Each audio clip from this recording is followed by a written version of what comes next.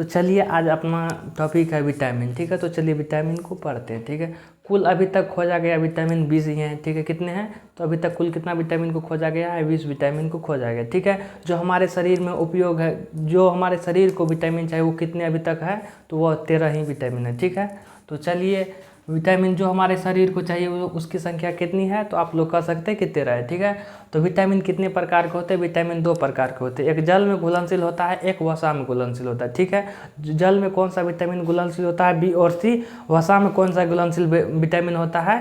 ए, D, ई के होता है, ठीक है। तो आप लोग कह सकते हैं कि जल में घुलनशील विटामिन कौन सा होता है? बी और सी होता है। और एक वसा में घुलनशील विटामिन कौन सा होता है? तो ए, डी, ई के होता है, ठीक है। तो चलिए विटामिन बी को हम पढ़ते हैं। आज विटामिन बी से बहुत सारा क्वेश्चन आता है, तो इसीलिए पहले हम विटामिन बी को पढ़ेंगे, ठीक है। विटामिन बी को ही B1 कहते हैं, ठीक है। तो चलिए विटामिन बी को हम कंपल्सरी विटामिन के नाम से जानते हैं। तो चलिए आप लोग के लिए बहुत अच्छा सा क्वेश्चन है, विटामिन बी को हम लोग कंपल्सरी विटामिन के नाम से जानते हैं, ठीक है। विटामिन बी का संश्लेषण कहाँ पे होता है? तो विटामिन बी का संश्लेषण आंत में होता है, ठीक है। विटामिन बी का संश्लेषण कहाँ पे होता है? आंतों के अंदर जो बैक्टीरिया होता है ना, जो आंत के अंदर अपना लोग को बैक्टीरिया होता है, जो आंत के अंदर बैक्टीरिया पाया जाता है उन्हीं में ज़्यादा संश्लेषण होता है, ठीक है। तो विटामिन बी का कहाँ पर ज़्यादा संश्लेषण होता है?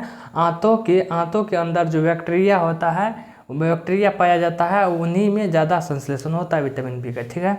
तो चलिए विटामिन बी में अपवाद होता है, यानी कि हर एक न एक चीज़ में कोई ना कोई अपवाद हो जाता है, ठीक है। तो विटामिन बी में कौन सा अपवाद है उसको देखते हैं, ठीक है। तो विटामिन बी में अपवाद जो है, तो विटामिन बी में जो अपवाद है जो जल में घुलनशील नहीं होता है, ठीक है। विटामिन बी में अपवाद है जो जल में घुलनशील नहीं होता। तो चलिए देखते हैं कौन जल में घुलनशील नहीं होता है। विटामिन बी जो है वो कौन चीज़ में घुलनशील है? जल में घुलनशील है। जो अपवाद में है विटामिन बी में, जो अपवाद है जो जल में नहीं घुलता है, विटामिन बी में आता है लेकिन जल में वह नहीं घुलता है। तो चलिए वो कौन सा है? तो वो है आपका लिपोइक अम्ल। विटामिन बी में ही आता है लिपोइक अम्ल, लेकिन यह जो है ना जल में घुलनशील नहीं होता है, ठीक है। तो चलिए जल में घुलनशील नहीं होता है, ठीक है।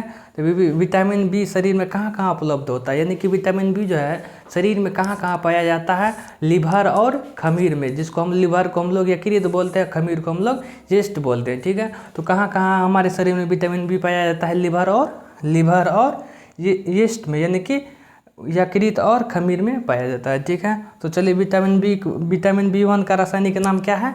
विटामिन B1 का रासायनिक नाम है थायमिन। क्या है? विटामिन B1 का रासायनिक नाम है थायमिन, ठीक है। तो विटामिन बी को कौन से वैज्ञानिक ने खोजा था? तो आप लोग हम पहले बताए थे पहले वीडियो में। विटामिन बी को यानी कि विटामिन का खोज ही फंक नामक वैज्ञानिक किया था, ठीक है। तो विटामिन बी को फंक नामक वैज्ञानिक ने चावल की भूसी से खोजा था, ठीक है। चावल के भूसी में वो उसको पता प्राप्त किया था कि चावल का भूसी लेकर के उसने खोजा था कि चावल के भूसी में विटामिन बी पाया जाता है, ठीक है। तो विटामिन बी को फंक नामक वैज्ञानिक चावल की भूसी से तैयार किया था, ठीक है। तो यहाँ तक आप लोग जानते होंगे, ठीक है। तो चलिए आगे देखते हैं। तो विटामिन बी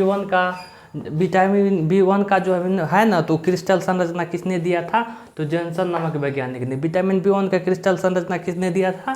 तो जॉनसन नामक वैज्ञानिक ने दिया था, ठीक है। विटामिन बी को ही एंटी न्यूरेटिक कहते हैं। विटामिन B1 को ही, यानी कि विटामिन B1 को ही एंटी न्यूरेटिक कहते हैं। एंटी न्यूरेटिक मतलब तंत्रिका तंत्र, मतलब कि आप देख लीजिए तंत्रिका तंत्र कहते हैं। एंटी न्यूरेटिक के ही हम लोग तंत्रिका तंत्र कहते हैं, ठीक है। विटामिन बी की आणविक संरचना विलियम्स ने बताई थी, ठीक है। विटामिन बी की जो आंतरिक संरचना विलियम्स ने बताया था। आप लोग कहते हैं कभी विटामिन बी कहते हैं, कभी विटामिन B1 कहते हैं, मतलब दोनों एक ही है, ठीक है। यदि किसी भी संख्या का आगे यदि जैसे कि आप लोग कह सकते हैं B1 लिखने से और ना लिखे तो कोई फर्क नहीं पड़ता है, ठीक है। तो आप लोग चलिए B1 की आणविक संरचना किसने बताई थी? तो विलियम्स ने बताई थी। B1 की कमी से बेरी रोग होता है, तो सभी जानते हैं, ठीक है। विटामिन B1 की कमी से बेरी रोग होता है। और विटामिन B1 कमी होने से शरीर में कौन कौन सा भाग या कौन कौन सी चीज़ काम करना बंद कर देता है उसको देखते हैं, ठीक है। तो विटामिन B1 की कमी से तंत्रिका तंत्र और मांसपेशियाँ और हृदय पेशियाँ कार्य करना बंद कर देता है, ठीक है। तो कौन कौन सी चीज़ शरीर में कार्य करना बंद कर देता है विटामिन B1 की कमी से? तो मांसपेशी, तंत्रिका तंत्र जिसको हम न्यूरेटिक कहते हैं, ठीक है। तो तंत्रिका तंत्र और मांसपेशियाँ और हृदय पेशियाँ कार्य करना बंद कर देते हैं, तब हमारे शरीर में कवच पैदा हो जाता है। क्या पैदा हो जाता है?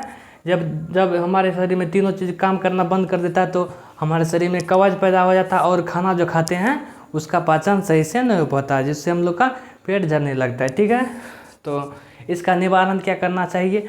तो आप लोग जानते हैं कि फंग जो है वो विटामिन को कहाँ से खोया जाता है? चावल की भूसी से खोया जाता है। तो इसका मतलब होता है कि छिलका, उसका छिलका में कौन सा चीज़ पाया जाता है? विटामिन B1 पाया जाता है। इसका मतलब हुआ कि छिलका जो लगा हुआ चीज़ को खाना चाहिए। इसका निवारण देखिए क्या हुआ, अनाज के छिलके सहित खाइए, इसका निवारण उपचार वही हो गया। ठीक है, विटामिन B1 की कमी है तो आप लोग चना वगैरह खाइए तो आप लोग का यह जो है ठीक हो जाएगा। ठीक है, चावल को धोने से कौन सा विटामिन नष्ट हो जाता है? तो आप लोग जानते हैं चावल को धोने से कौन सा विटामिन नष्ट हो जाता है? तो थायमिन या विटामिन बी। ठीक है, तो अनाज के छिलके में कौन सा विटामिन पाया जाता है? आप लोग जानते हैं विटामिन B1 पाया जाता है। ठीक है, तो चलिए आज के लिए इतना ही, कल विटामिन B2 को लेकर के आएंगे, B3 को लेकर के आएंगे। ठीक है, तो चलिए आज के लिए इतना ही, जय हिंद।